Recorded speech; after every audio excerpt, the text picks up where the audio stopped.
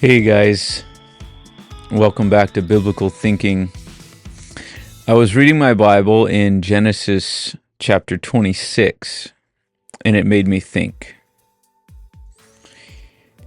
Here, God is continuing the promise that he gave to Abraham, passing it on to Isaac. Isaac has had his two sons now, Esau and Jacob. And they are grown men. Now Esau at this point has officially sold his birthright to Jacob. And it's interesting because God seeks to pass on this promise that he gave to Abraham over to his son Isaac. He says in the beginning of Genesis 26, "And there was a famine in the land beside the first famine that was in the days of Abraham. And Isaac went to Abimelech, king of the Philistines, unto Gerar. And the Lord appeared unto him and said, Don't go down to Egypt." It seems that the Lord stopped him from going down to Egypt because that land is moving south toward Egypt. So he kept going. The Lord continues, "Don't go down to Egypt, dwell in the land which I shall tell thee of. Sojourn in this land, and I will be with thee, and will bless thee, for unto thee and unto thy seed I will give all these countries, and I will perform the oath which I swear unto Abraham thy father, and I will make thy seed to multiply as the stars of heaven, and will give unto thy seed all these countries, and in thy seed shall all the nations of the earth be blessed."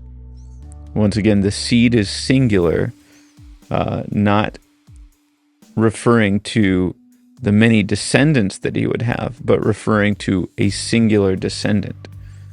But then verse 5 is the part that made me think. He says his reasons. He says, "Because that Abraham obeyed my voice and kept my charge, my commandments, my statutes, and my laws." And so I started thinking, I couldn't help but realize, what laws? What statutes? What commandments?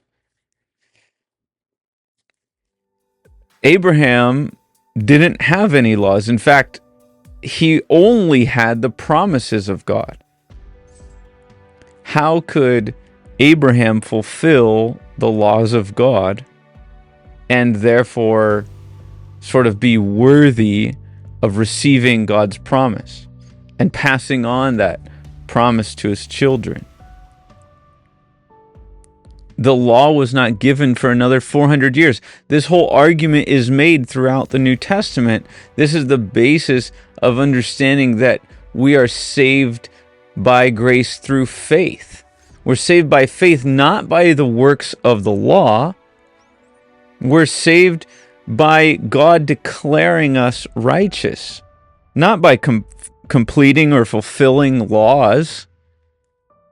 But here, God says, "Because Abraham kept my laws, kept my commandments." One of the keys to the text actually comes in the Hebrew behind the text, the original text in Hebrew, where this word for obey my voice, or obey in some translations, that word in Hebrew is bikoli. And the word kol in Hebrew is the word voice. The King James, I think, did the best here, where they said, "obeyed my voice." They sort of put these ideas together. Literally, in Hebrew, the bet, when it's on the front of the word, usually is referring to this preposition in. It could be in the or in a. It could be anarthrous or have an article, depending on the sound, if it's ba or be. But it's bikoli. And so that E is my, it's a personal, for the first person, And God is saying that Abraham was in my voice. Abraham was in my voice. He was in my word. And in my word kept my charge. The relationship that Abraham had with God is quite significant. He walked by faith. Abraham did not keep the law of Moses, obviously. He did not keep any other specific list of laws. But what did he do before he was given a commandment even to be circumcised, to sacrifice his son on Mount Moriah? He believed God. Based on his faith, not by works, lest Abraham should boast. Abraham could never boast. Abraham was approved by God by faith. By faith, Abraham fulfilled the laws of God. Jesus came and he said, I came not to abolish the laws, but to fulfill the law. And so anyone who makes void of the law, any jot or tittle, is to be counted least in the kingdom of heaven. Not even one small grammatical point will fail from the law. Heaven and earth shall pass away, but nothing of the law, nothing of the word of God would pass away. Abraham had certainly walked in faith. Just as Habakkuk declares, the righteous shall live by faith. How could Habakkuk declare that? When Habakkuk is a prophet much later on, yet before the New Testament, he declared it because he knew his Bible. He knew what Genesis said about Abraham, that Abraham fulfilled the laws of God. Abraham was declared righteous by faith. By faith, he trusted in God. He simply walked with God. And by walking with God, as I like to say, he accidentally fulfilled the laws of God. He fulfilled the laws of God because he loved God. And by loving God, he desired to do whatever God told him to do, and so would fulfill the law of God. In his life, he lived out the law of God. In his actions, he lived out the law of God. He didn't need to have the law written in front of him and make sure that he check it off. He simply walked by faith. It's by trusting in God. This is what Jesus came to declare to his people.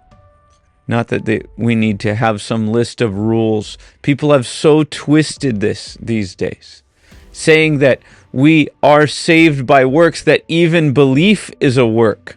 No, it is not a work.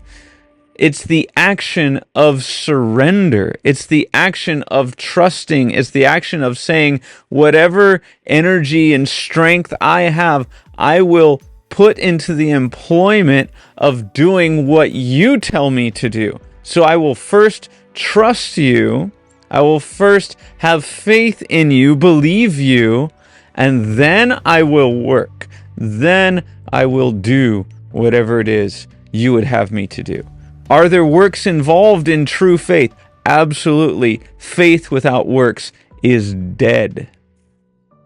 But to say that you're saved by the works is to put yourself in way higher of a position than you ought to be. As Romans says, don't think of yourself more highly than you ought. You're not able to do anything in the flesh, in the physical, or even in the spiritual. No action of yours can bring about any saving work. Only the work of Christ will save you. But your faith placed in Jesus, accepting the grace of God that comes to you by his Spirit, then empowers you to work in things you would have never imagined. To do more, to love more, to accomplish more, to be at peace more than you could have ever imagined. It's God's work. His righteousness bears out through faith. His law we keep by the Spirit. And then the law of Christ, which constrains us, the love of God, which constrains us, is produced. It's lived out in our lives, not because we're holding the list and checking it off, but because His Spirit is in us. Our faith has simply been put in Him. We've surrendered to His will, surrendered to His lordship, surrendered to His ways, and He has done the work through us. He gets the glory. It's His strength. It's His idea. It's His ability. Has nothing to do with me. And then I get no glory, as it should be. I am a worm. I am not a man, as the prophet would say.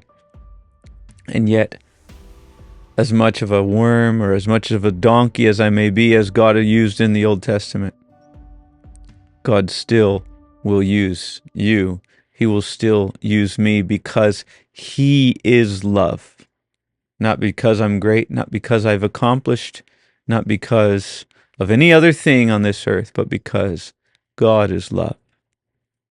So if you hear anything good here, know that it's because God desires to work in your life because He is love. Not because you are anything more or less than anybody. You're not too little to be noticed, and you're not too great to be used. If you're great, humble yourself. If you're so low and humble, realize that God will use you. Be lifted up by the hand of God. Don't refuse His hand. Accept and receive His love and see the work of God He desires to do in your life.